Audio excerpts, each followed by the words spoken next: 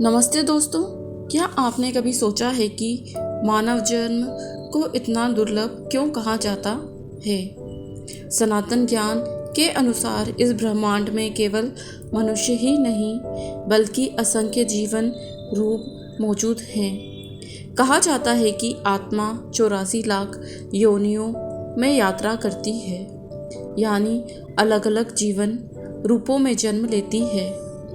इनमें पशु पक्षी, कीट, जलचर, वनस्पति सब शामिल हैं। लेकिन इन सभी में मानव जन्म सबसे विशेष माना गया है।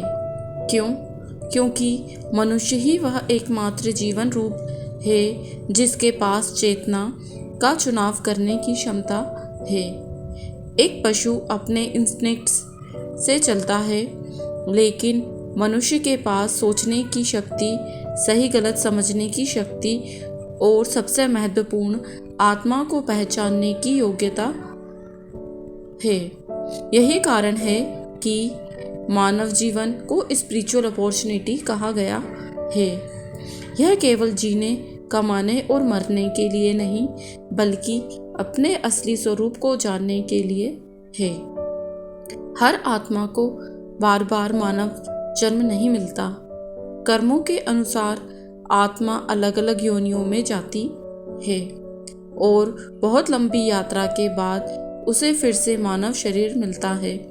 यानी यह जीवन कोई कोइंसिडेंस नहीं है, यह एक अर्न्ड अपॉर्चुनिटी है।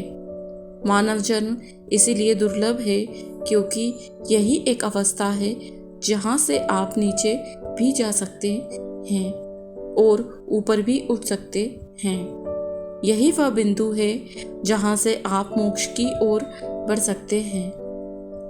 हम अक्सर अपनी लाइफ को सिर्फ डेली रूटीन में खो देते हैं, लेकिन अगर आप गहराई से देखें तो यह जीवन एक डिवाइन चांस है, खुद को जानने का, अपनी कॉन्शियसनेस को एलिवेट करने का और इस जन्म मरण के चक्र से मुक्त होने का। मानव जन्म एक गिफ्ट नहीं, एक रिस्पॉन्सिबिलिटी है। यह जीवन सामान्य नहीं है, यह आपकी आत्मा का सबसे बड़ा अवसर है।